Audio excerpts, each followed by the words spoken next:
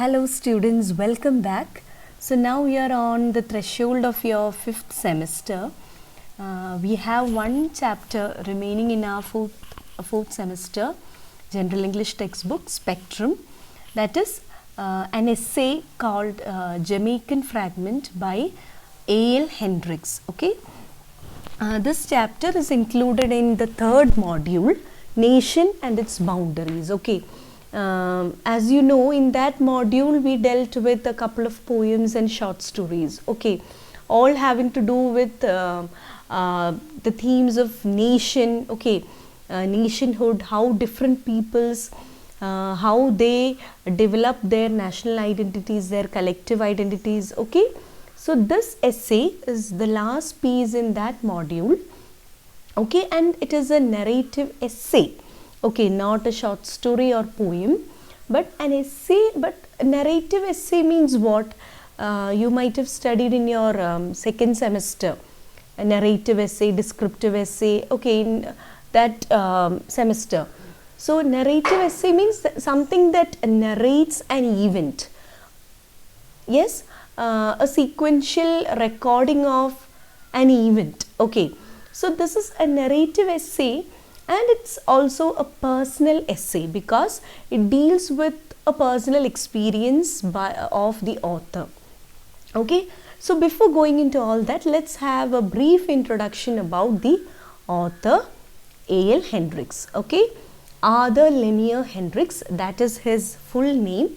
Okay, he was born in 1922, and even the title of the essay, Jamaican Fragment, reminds you, from that itself we can understand that this lesson has something to do with Jamaica. Okay, so Hendricks is a Jamaican writer, poet, and he was also a broadcasting director. Okay, in your textbook there is somewhat an elaborate introduction, but you needn't understand or you needn't memorize all those details. You just need to understand one or two things about this writer.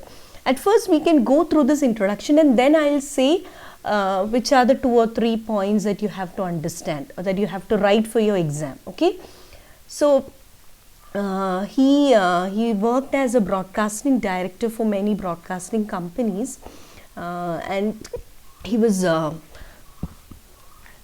known as Mickey Hendricks. Okay, and after working in Jamaica, he then migrated to England. Okay, and there he started writing. He started off as a freelance writer. Okay, he started writing short stories, poems. Okay, he has a lot of poetry collections to his credit, some of which are On This Mountain and Other Poems in 1965, The Green Island, The Islanders, The Naked Ghost in 1984, To Speak Simply in 1988. It's all there in your textbook. Okay, but you needn't memorize all these names.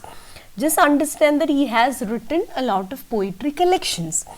But the one thing that you have to remember is that all his works deal with life and environment in the Caribbean islands. Okay, though he migrated to England, his writing was always about Jamaica, his home country.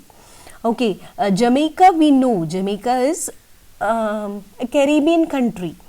അല്ലേ, Caribbean ഐലൻഡിലുള്ള ഒരു island കൺട്രിയാണ് Jamaica. Jamaica എന്നൊക്കെ പറയുമ്പോൾ നമുക്ക് Usain bolt അങ്ങനെയൊക്കെ ഓർമ്മ വരും അല്ലേ. Jamaica Caribbean, അതായത് നോർത്ത് അമേരിക്കയിലാണ്. ഓക്കെ, നോർത്ത് അമേരിക്കയിലാണ് ഈ കരീബിയൻ ഐലൻഡ്സ് ഉള്ളത്. അതിലെ ഒരു ഇമ്പോർട്ടൻറ്റ് നേഷനാണ് ജമൈക്ക. ഓക്കെ, അപ്പോൾ ജമൈക്കയുടെ ഒരു ചരിത്രം പറയുകയാണെങ്കിൽ അവിടെ നേറ്റീവ് പീപ്പിൾസ് ഉണ്ടായിരുന്നു പണ്ട്. പക്ഷേ ഇപ്പോൾ കൊളംബസ് അമേരിക്ക കണ്ടെത്തിയതിന് ശേഷം ഓക്കെ പല യൂറോപ്യൻ സെറ്റിലേഴ്സ്, ഓക്കെ, അധിനിവേശ ശക്തികൾ അവിടെ വരികയും ജമൈക്ക എന്ന ആ പ്രദേശം, അതായത് ആദ്യം സ്പെയിനിൻ്റെ കൺട്രോളിലായിരുന്നു, സ്പെയിനിൻ്റെ കൊളോണിയൽ റൂളിൻ്റെ കീഴിലായിരുന്നു കുറേ കാലം. അത് കഴിഞ്ഞിട്ട് starting from the 17th century I think Jamaica was under the British rule. India നമ്മളിപ്പോൾ ബ്രിട്ടീഷ് റൂളിൻ്റെ കീഴിലായിരുന്നതുപോലെ തന്നെയായിരുന്നു. ഓക്കെ, ആൻഡ് ജമൈക്കയുടെ ഒരു കാര്യം, അതായത് സോ ഈ കൊളോണിയൽ ഹിസ്റ്ററി ഉണ്ട് ജമൈക്കയ്ക്ക്. അതുപോലെ സ്ലേവറി എന്നൊരു സംഭവം കൂടെ നമുക്കറിയാം. ഇപ്പോൾ USA ഒക്കെ ചരിത്രം പറയുമ്പോൾ ഒഴിച്ചുകൂടാനാവാത്തൊരു ചാപ്റ്ററാണ് സ്ലേവറി. അതുപോലെ ജമൈക്കയിലാണെങ്കിലും ഈ European settlers they brought slaves from Africa. They brought African people and force them to work as slaves in the many plantations over there. Okay, sugar പ്ലാന്റേഷൻസും അങ്ങനെ ഒരുപാട് ഇവർ വെള്ളക്കാരുടെ അങ്ങനെയുള്ള തോട്ടങ്ങളിൽ പണിക്കാരായിട്ട് സ്ലേവ്സ് ആയിട്ട് ഇവരെ വെക്കുകയാണ്. ഓക്കെ, പിന്നെ 19th സെഞ്ച്വറിയിലൊക്കെ ഇന്ത്യ പോലുള്ള ഏഷ്യൻ കൺട്രീസിൽ നിന്നും കുറച്ച് ആൾക്കാരെയും ഇവർ പിടിച്ചു കൊണ്ടുപോയിട്ടുണ്ട്. ഓക്കെ, ബോണ്ടഡ് ലേബറേഴ്സ് ആയിട്ട് അവിടെ പ്ലാന്റേഷൻസിൽ വർക്ക് ചെയ്യാൻ. അങ്ങനെ ഈ കൊളോണിയലിസം ഒക്കെ കഴിഞ്ഞ് ഇപ്പോൾ നമ്മൾ 1947 ഫ്രീഡം കിട്ടിയതുപോലെ 1962 ജമൈക്ക ഇൻഡിപെൻഡൻസ് നേടുന്നത്. ഓക്കെ, ബ്രിട്ടീഷുകാരിൽ നിന്നും. ഓക്കെ, അപ്പോൾ പിന്നെ നമ്മൾ പറയുകയാണെങ്കിൽ ഇപ്പോൾ ജമൈക്കയെക്കുറിച്ച് പറയുകയാണെങ്കിൽ ഇപ്പോൾ ഇന്ത്യ ആയിട്ടുള്ളൊരു വ്യത്യാസം എന്ന് പറയുമ്പോൾ, ഒന്ന് നമുക്കിവിടെ സ്ലേവറി എന്നൊരു സംഭവം ഉണ്ടായിരുന്നില്ല. അവിടെ എന്ന് പറയുമ്പോൾ സ്ലേവറി ഉണ്ടായിരുന്നു. അത് മാത്രമല്ല അവിടുത്തെ ഒരു കാര്യം എന്ന് പറയുമ്പോൾ കൂടുതലും അവിടെയുള്ള നേറ്റീവ്, പണ്ടുണ്ടായിരുന്ന നേറ്റീവ് കൾച്ചറൊക്കെ വാനിഷായി. ഓക്കെ, ഇപ്പോൾ ഈ പല ഭാഗങ്ങളിൽ നിന്നായിട്ട് വന്നിട്ടുള്ള black people, brown skin people, Asian കൺട്രീസിൽ നിന്നുള്ള ആൾക്കാർ, പിന്നെ വൈറ്റ് പീപ്പിൾ തന്നെ, സെറ്റിലേഴ്സ് തന്നെ കുറേ പേര് ജമൈക്കയെ സ്വന്തം നാടായിട്ട് കരുതിയിട്ട് പിന്നെ ഇൻഡിപെൻഡൻസിന് ശേഷം തിരിച്ചു പോയിട്ടില്ല. ഓക്കെ, അപ്പോൾ അതുകൊണ്ട് തന്നെ ഇങ്ങനെ ഇത്തരക്കാരെ പല നാഷണാലിറ്റി, പല റേഷ്യൽ ഐഡൻറ്റിറ്റി ഉള്ള, പല എത്നിക് ഒറിജിൻ ഉള്ള ഒരുപാട് ആൾക്കാർ ഒരുമിച്ച് താമസിക്കുന്ന ഒരു രാജ്യമാണ് ജമൈക്ക. അതുകൊണ്ട് തന്നെ അവരുടെ കൾച്ചർ എന്നൊക്കെ പറയുമ്പോൾ നമുക്ക് ഊഹിക്കാവുന്നതേ ഉള്ളൂ, എല്ലാത്തിൻ്റെയും കൂടെ ഒരു മിക്സ് ആൻഡ് മാച്ച് പോലെയാണ്. ഓക്കെ, അപ്പോൾ ജമൈക്കയുടെ കാര്യം പറയുകയാണെങ്കിൽ അവിടുത്തെ ലാംഗ്വേജ് തന്നെ ഒരു ക്രിയോൾ ലാംഗ്വേജ് ഡെവലപ്പ് ചെയ്ത് വന്നിട്ടുണ്ട്. What is Creole language? Creole language എന്ന് പറയുമ്പോൾ 2-3 ഡിഫറെൻറ്റ് ലാംഗ്വേജസ് സംസാരിക്കുന്ന ആൾക്കാർ ഒരുമിച്ച് താമസിക്കുമ്പോൾ അവരുടെ ഭാഷകളിൽ നിന്നെല്ലാം, അതായത് എല്ലാത്തിൽ നിന്നും കുറച്ച് എടുത്തിട്ടൊരു ഒരുമിച്ചൊരു ഭാഷ ഉണ്ടാക്കി വരുമല്ലോ. അത് പിന്നീടുള്ള ജനറേഷൻസ് പറഞ്ഞ് അത് അവരുടെ നേറ്റീവ് ലാംഗ്വേജായി മാറുന്നു. That is called the creole language or the creole tongue. Okay, അപ്പോൾ അങ്ങനെയുള്ള ക്രിയോൾ ഭാഷയുണ്ട്. അതിൽ ഹെൻഡ്രിക്സ് ആണെങ്കിലും ഇംഗ്ലണ്ടിലേക്ക് മൈഗ്രേറ്റ് ചെയ്താലും കരീബിയൻ ഐലൻഡ്സിനെ കുറിച്ചൊക്കെ എഴുതി. ഓക്കെ, അവിടെയുള്ള ആളുകളെ പറ്റി, അവിടെയുള്ള എൻവയൺമെൻറ്റിനെ പറ്റി. ഓക്കെ, അതേപോലെ 1980s ഒക്കെ മുതൽ അദ്ദേഹത്തിൻ്റെ വർക്ക്സ് നമ്മളെടുത്ത് നോക്കുകയാണെങ്കിൽ മനസ്സിലാക്കാം ജമൈക്കൻ ക്രിയോൾ തന്നെ, ഇംഗ്ലീഷ് ലാംഗ്വേജിന് പകരം, അപ്പോൾ സ്റ്റാൻഡേർഡ് ഇംഗ്ലീഷിന് പകരം he actually wrote in the Jamaican creole language. Okay, ആ തനതായ ഭാഷ തന്നെ ഉപയോഗിച്ച് എഴുതി. പിന്നെ അദ്ദേഹത്തിൻ്റെ ഓർത്ത് വെക്കേണ്ട ഒരു, പറ്റുകയാണെങ്കിൽ ഓർത്ത് വെക്കുക, ഒരു പ്രധാനപ്പെട്ട ഒരു വർക്കാണ് ഗ്രേറ്റ് ഫാമിലീസ് ഓഫ് ജമൈക്ക എന്ന 1984 അദ്ദേഹം പബ്ലിഷ് ചെയ്തൊരു ഹിസ്റ്റോറിക്കൽ സർവേ ആണ്. നമ്മൾ പറഞ്ഞതുപോലെ എപ്പോഴും അദ്ദേഹത്തിൻ്റെ എഴുത്ത് എപ്പോഴും ജമൈക്കയെ കുറിച്ചായിരുന്നു, ചിന്തകൾ എപ്പോഴും ജമൈക്കയെ കുറിച്ച് തന്നെയായിരുന്നു. അപ്പോൾ ഈ ഒരു വർക്കിൽ അദ്ദേഹം, ഇതൊരു ഫിക്ഷനൊന്നുമല്ല, കഥകളൊന്നുമല്ല, ഹിസ്റ്റോറിക്കൽ സർവേ ആണ്. It's a very brilliant account or a brilliant documentation of the family relationships and kinship of Jamaica. ജമൈക്കയിലെ കാലങ്ങളായിട്ട്, ഓക്കെ, നൂറ്റാണ്ടുകളിലൂടെ എങ്ങനെയാണ് ജമൈക്കയിലെ കുടുംബ ബന്ധങ്ങളും കുടുംബങ്ങൾ, ഓക്കെ, ഇങ്ങനെയുള്ള താവഴികൾ, അങ്ങനെയുള്ളതൊക്കെ ഇങ്ങനെയാണ് അവർ, കിൻഷിപ്പ്, അതൊക്കെ ഇങ്ങനെയാണ് ഡെവലപ്പ് ചെയ്ത് വന്നത് എന്ന് പറയുന്നൊരു വർക്കാണ്. Okay, so and he passed away in 1992. So that's all about A.L. Hendricks, and you just need to understand that he was a 20th century Jamaican poet.